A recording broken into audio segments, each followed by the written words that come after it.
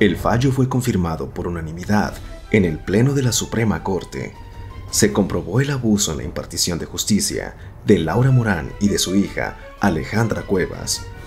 Y eso, traducido al lenguaje llano y liso, implica que se ordenó la liberación de la hijastra de quien fuera pareja de Federico Gersmanero, la cual permaneció 528 días en prisión como coacusada del asesinato del hermano del fiscal general de la República.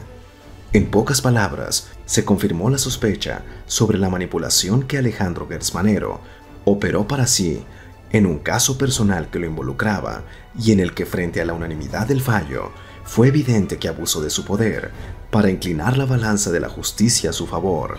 Nada nuevo, nada que no conociéramos hasta ahora, a través de las reveladoras grabaciones filtradas y en las que, de viva voz, Gersmanero evidenciaba cómo utilizó a personal de la Fiscalía para intentar torcer la ley e intentar influir en la decisión final de la Suprema Corte. Sí, claro. No, y miren, tenemos 3 o 4 ministros que nomás no se la van a dejar pasar. Le fallaron los 3 o 4 que decía que tenía en la bolsa. Los 11 ministros votaron la liberación lisa y llana de la presunta inculpada e impidieron que se consumara la detención de su madre de 94 años. Y ese solo hecho abrirá nuevas cajas de Pandora que despertarán demonios dormidos, porque el ministro Juan Luis González Alcántara Carrancá fue incluso más allá de la simple petición de conceder el amparo a las inculpadas. Le solicita a sus colegas reconocer que Laura Morán sufrió una afectación imputable al Estado y hay que reconocerla como víctima de una violación a los derechos humanos para que se le repare el daño. Es decir, se presume abuso abierto a las más elementales garantías. El fallo establece que incluso el ministro presidente, Arturo Saldívar, dictaminó que de no haberse atraído el caso a la Corte, hubiera naufragado por años en los tribunales locales y federales. La pregunta después del fallo tan contundente es inevitable.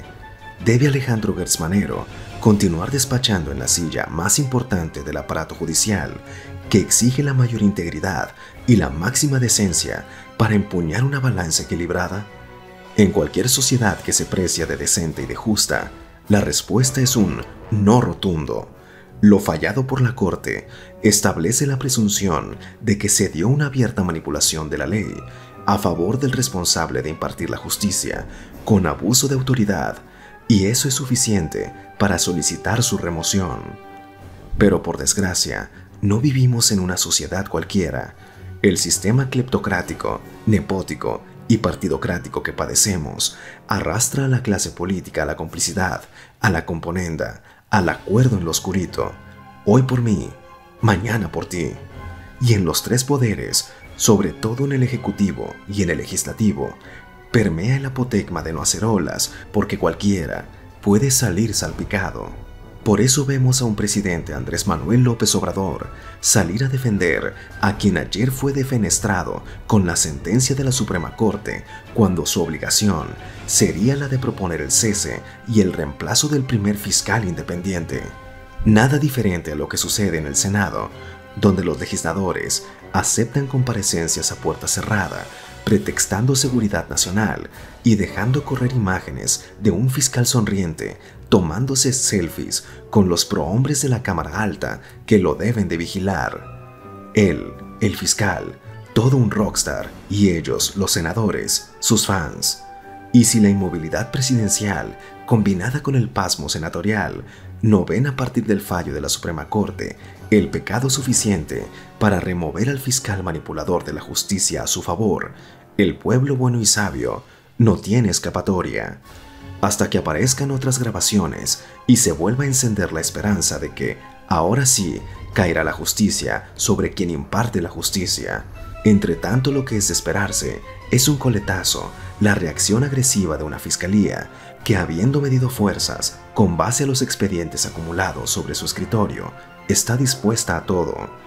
La inacción de los 2 poderes encumbrando al tercero, intocable y dispuesto a liquidar a su paso la 4ª transformación, como se lo dijo con todas sus letras a Julio Scherer Ibarra, teniendo como testigo a Jorge Carrasco, el director de proceso.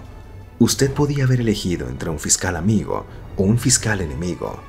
Está claro por cuál se inclinó Scherer. El favor de negarle el amparo a las presuntas inculpadas no prosperó. Las consecuencias de la persecución desatada desde el despacho de Gertz Manero contra el exconsejero jurídico de la presidencia son evidentes. Pero está claro que tanto en Palacio Nacional como en el Senado tendrán que acabar por hacerse la misma pregunta. ¿Seguirán con su silencio y su complicidad por la alternativa de elegir a un fiscal amigo? ¿Se convalidará entonces la sentencia aquella de que fuerza que no te destruye, te fortalece? Y aún con el fallo tan claro de la Suprema Corte, el fiscal general de la República le harán lo que el viento a Juárez. Sí, el mismísimo promotor de la Segunda Transformación. Por ahora, la Cuarta Transformación parece haber optado por dejar el camino libre, sin consecuencias, a quien flagrantemente violentó la ley que juró cuidar y respetar. Y si no hay reacción a lo fallado ayer por la Suprema Corte, ya sabemos en dónde radica el poder real de este país, y está más claro que no es en Palacio Nacional.